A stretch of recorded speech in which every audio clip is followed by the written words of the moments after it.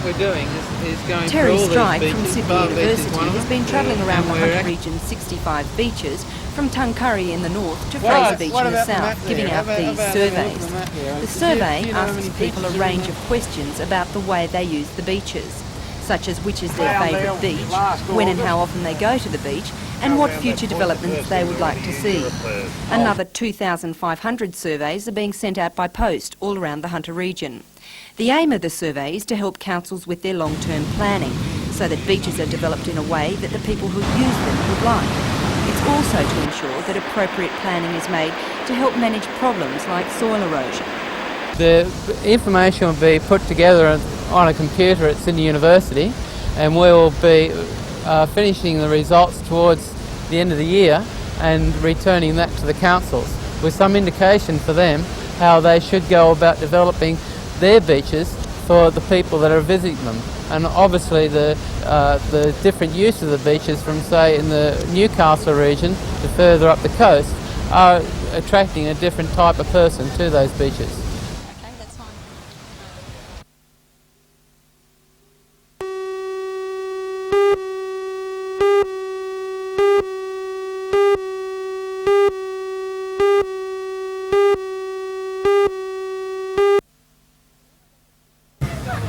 The post office was closed in September last year after Australia Post showed it was not a viable proposition. It was a decision the people of Summerland Point weren't prepared to accept. Like seasoned campaigners, they buckled down to do battle with the bureaucratic giant, claiming the close-knit community on the shore of Lake Macquarie needed its post office. Beautiful. In this area where we've got our old people, our young housebound mothers, it's very important. The residents found a champion in the member for Dobell, Michael Lee. The local residents provided me with a very large number of petitions, and day after day after day we tabled those petitions in the Parliament, and so much so that all of my colleagues in Canberra were asking, where's this Summerland Point? Protest meetings were also the order of the day. I think we had more than 250 people turn up at the protest meeting, and that's more than the number of people who live in the local area. So we had excellent response from the local community. Well, today the post office reopened, much to the delight of the locals, who now say Australia Post has a big heart. I think it's a triumph for the people of Summerland Point. Couldn't be more pleased. I'm very pleased. There's a lot of old people here, and the pensions, they couldn't get their pensions cashed anywhere. Now we can get them cashed back at the post office. But the reopening of the post office here at Summerland Point is not cut and dried. Australia Post has applied a number of conditions, the most important being that the post office must be running at a profit by June next year. The Progress Association is very confident the post office will make money, and to help it along, locally made handcrafts, paintings and ceramics are being sold along with the stamps.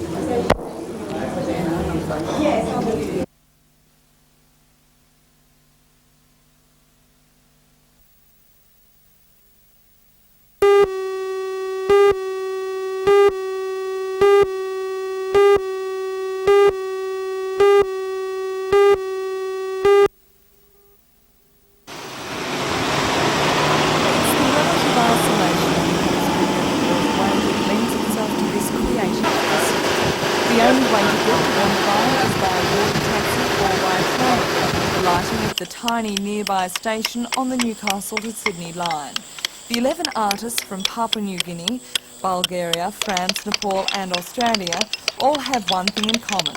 They've all worked with fellow sculptor and organiser of the 7-week-long sculpting symposium, Lawrence Beck. There's an incredible unity between us. It's a fantastic atmosphere in our camp up there. You know, even though with some of the languages it's very difficult to communicate with words, there's a fabulous esprit de corps between us. The sculptors, who have been chipping away for about 3 weeks, are working in Gosford sandstone from the adjacent quarry.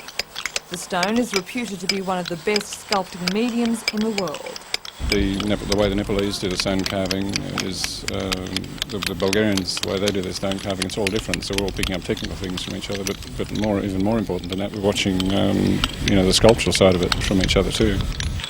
The project has been sponsored by the Gosford City Council, the SRA and the Gosford Quarry owners, and it's taken Lawrence 5 years to bring the artists and the necessary funds together. They have these sort of things all over the world, in Europe and America.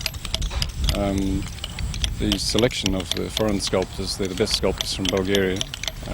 We're expecting Bulgaria's top sculptor next Wednesday. They're the top sculptors in New Guinea. Christian from France is very good. And the top Nepalese sculptor, and we put them together with Australian sculptors so people can see what standard Australian sculpture is at. So this area then becomes sort of like a sacred site for always. The finishing date for these works is February 16th. After that they'll remain here as a monument to international cooperation and the sculptors themselves.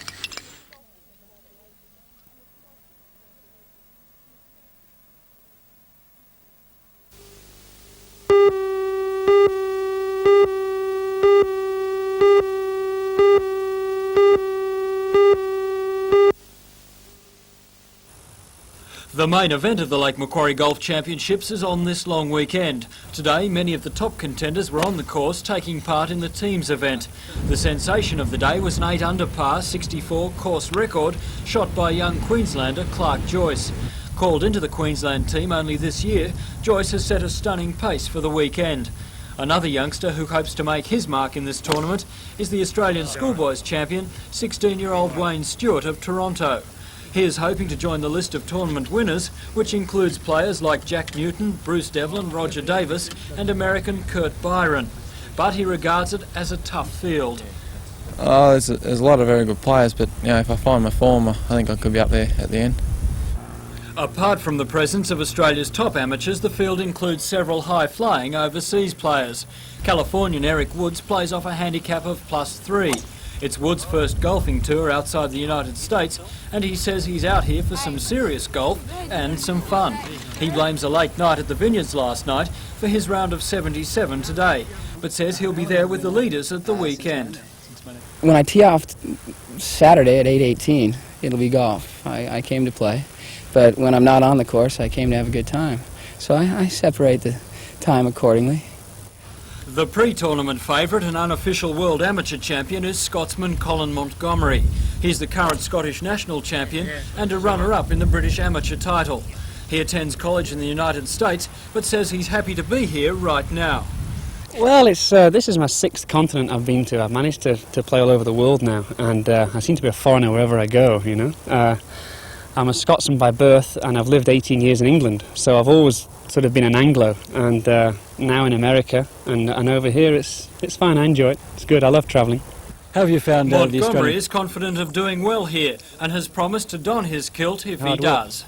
I noticed that you're playing in trousers. No intentions of bringing the kilt out for the tournament? I'll do that on Monday night if I win, okay? But no, it's too windy for that here.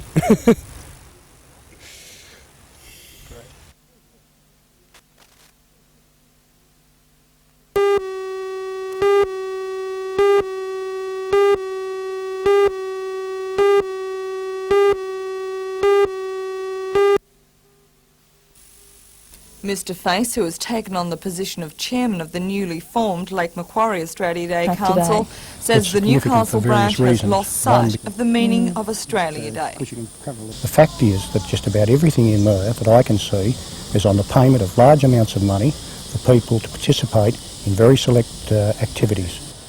Spokesperson for the Newcastle Australia Day Council, Desley Shakespeare, says Mr Face's accusations are done it for the kids that day. We considered that a major part of this celebration was to involve the children. So we've had as many freebies as we could possibly organise to involve them and to give them a good day. So I am disappointed that Mr Face doesn't realise this, because I'm sure if he had, he would have been very, very pleased with the Australia Day Council's performance. But despite these reassurances and denials from the branch, Mr Face seems determined not to allow the matter to drop there. If the people at Newcastle don't like it, well, they're going to have to take it, because I'm going to make certain, as a long-standing member of the Australia Day Council, at one stage the Senior Vice President in Australia, and as far as I'm concerned, I'm not happy the way it's going. I've mentioned it to Lord Mayor, and from his remarks this morning, if things don't improve, there'll be some action taken.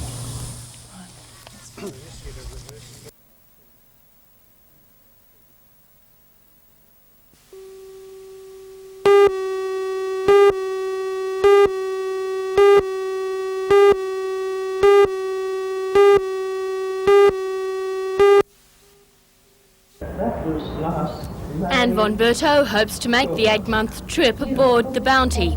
A fleet of 7 replicas of the 18th century square riggers of the First Fleet will set out from Portsmouth, England on May the 12th this year to arrive in Port Jackson on Australia Day 1988. The reenactment is a major feature of Australia's bicentenary. Anne von Berto will be one of few passengers to make the full 8-month journey. Her motivation is simply an affinity with the past. Now this trip from London to Port Jackson is perhaps one of the very last long, slow trips across the Earth's surface. Anne will write a journal throughout the voyage with a view to publishing her experiences on what she calls a wonderful adventure.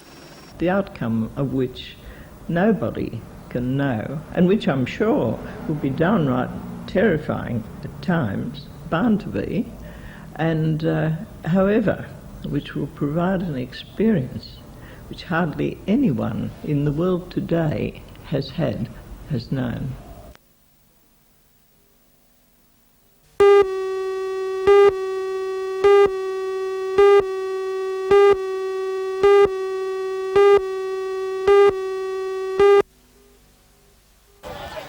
For the descendants of the Bendai family who migrated here from Germany in 1853, the reunion at Miller Park is the last for the century. More than 1,500 family members attended over the weekend, making it one of the biggest family gatherings in the district. Relatives from New Zealand, South Australia, Victoria, Queensland, the ACT and West Germany travelled to Branxton for the occasion. Activities over the 2 days included a reenactment of the Bendai tug of war, the 6th family cricket test and souvenir family port. The occasion was held in the town because the family has its Australian roots in Branxton.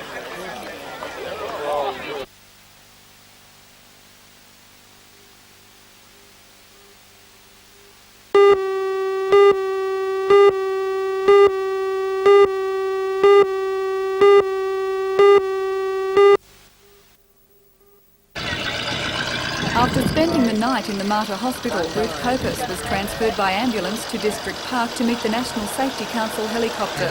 The 21-year-old secretary from Georgetown went scuba diving yesterday with a friend at Halifax Park near Nelson Bay. According to her father, she felt exhilarated by the dive, but 4 hours after surfacing, reaction set in. When I saw her at the hospital, all she could say to me, "Dad, well, I had a good dive, I came up, I felt excellent. After the dive, it made me feel real good. But then, after a while, I got this tingling sensation in my fingers and my hands started to cramp up. The friend she went diving with got her to the hospital and then she started to hyperventilate. Ruth was carefully placed in the National Safety Council's portable recompression chamber, a relatively new machine from Germany. A paramedic was also locked in the cocoon-like chamber to reassure her and monitor her condition. Outside, Ruth's family anxiously watched as a technician set to work pressurising the chamber to a simulated depth of 18 metres. That's it, keep it up. Good girl, that's good. That's it, swallow, move the mouth forward, click your jaw. Good girl. The bends are caused by surfacing too quickly from a dive. Excess nitrogen that has dissolved in the bloodstream underwater forms into bubbles. These block blood vessels and cause excruciating pain in body joints. Artificially altering the pressure is the first step in treating the condition. Very simply, it would help relieve any symptoms that she does. It may not completely cure them at this stage. It would require further medical treatment, but at this stage it does relieve the symptoms to make it a lot more comfortable for the patient as she's transferred. After ensuring Ruth's condition had stabilised, she was flown down to the HMAS Penguin Naval Base in Sydney to the School of Underwater Medicine. The portable machine containing Ruth and her medical attendant was then linked to the Navy's larger new recompression chamber. Doctors there report she has shown some improvement. They will continue recompression therapy and expect to take her out of the pressurised chamber around 6:30 this evening.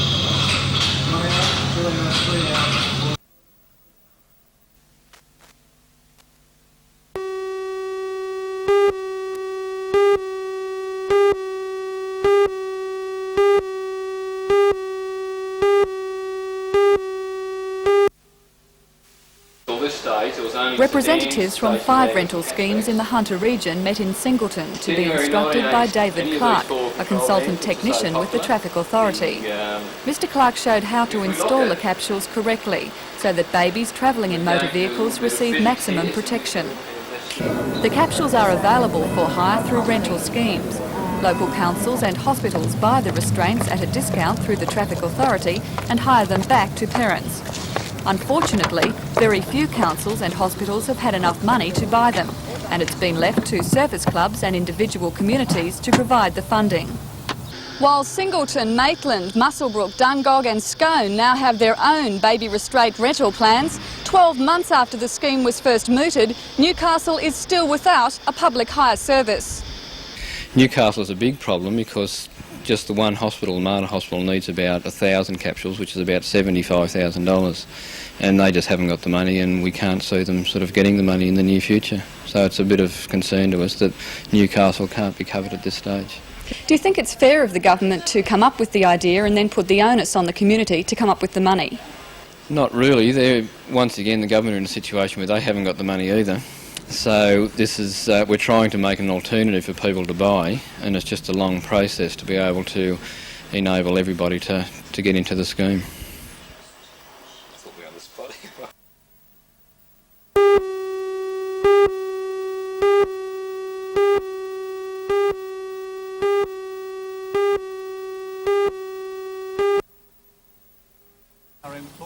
The presentation of the award had special significance to those who witnessed it today, not only because the Newcastle Wallsend Coal Company colliery is the first underground mine to receive the award, but also because it's an old mine.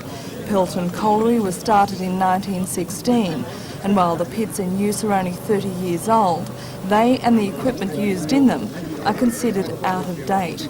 It was under these less than ideal circumstances that the colliery was awarded the first in a possible 5-star safety scheme. Chairman of the Safety Committee, Jim Wallace. We had a lot of cooperation from our management and the workers here, which, you know, that makes the grade for you. If you haven't got the cooperation, well, you're just batting your head against a brick wall. Minister for Mineral Resources, Ken Gabb, says the men at Pelton have set an example for the rest of the industry, and he believed other underground mines would follow suit. But the minister was not so supportive about the Miners' Federation's threatened week-long strike over superannuation and job maintenance. Certainly a strike at this time, I think, would not be in the best interests of the industry as a whole, and I hope that the situation can be worked out. Do you think that they have a case as far as the superannuation and the job maintenance goes? Well, superannuation is obviously a very important plank in the claims of the unions. I would hope, though, that industry and the unions can talk it out and work out a settlement on this matter.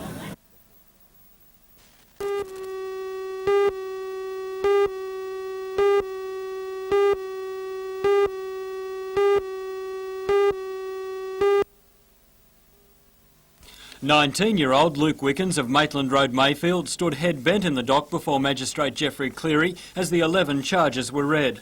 He was wearing a blue wind cheater and jeans and shook his head as the sexual assault charges were mentioned. The courtroom was crowded and more than a dozen police armed with metal detectors and walkie-talkies ensured strict security. Police allege that Wickens abducted the 2-year-old girl on December the 23rd from her home in Charlestown. He then took her to Boomerang Park, Mayfield, where she was sexually assaulted. Wickens was also charged with break, enter and steal and with inflicting grievous bodily harm, charges which relate to the incident. Bail was not requested and was formally refused. Wickens was given protective custody and remanded to appear in court again on February the 3rd.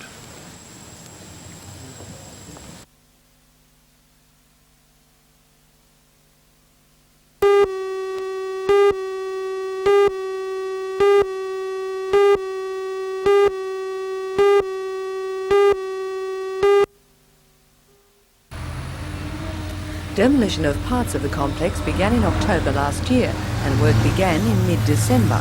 307 square metres of concrete was poured today on what will be the floor of the Super Kmart.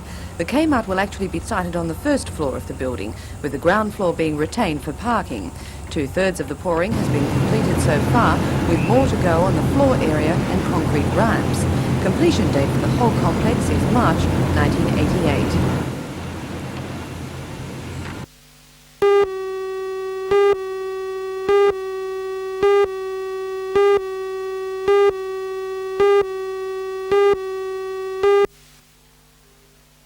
Laps to go. Can Moran come back at him? Moran on the low line, can't come back. Got his nose ripped off there by Walter Giles. He's trying to go underneath. He's underneath. Moran, can he hold him out? No, Giles on the high line still holds him down. Giles still leads from Moran. This has certainly developed into a marvellous race. Now Coombs tacks onto the end. Moran the low line. He's got the lead back, Donny Moran. Giles still holding the high line. Can he get around him? No, Moran snatches back the lead from Giles. Coombs in third position. Forget the rest. This is a battle royal. Coming down now. Moran, Giles, can Coombs get underneath? Can Coombs get underneath? He has. Moran, Giles for second, Rodney Coombs for third. Then we'll have to go way back around the other side of the track, and they've still got a half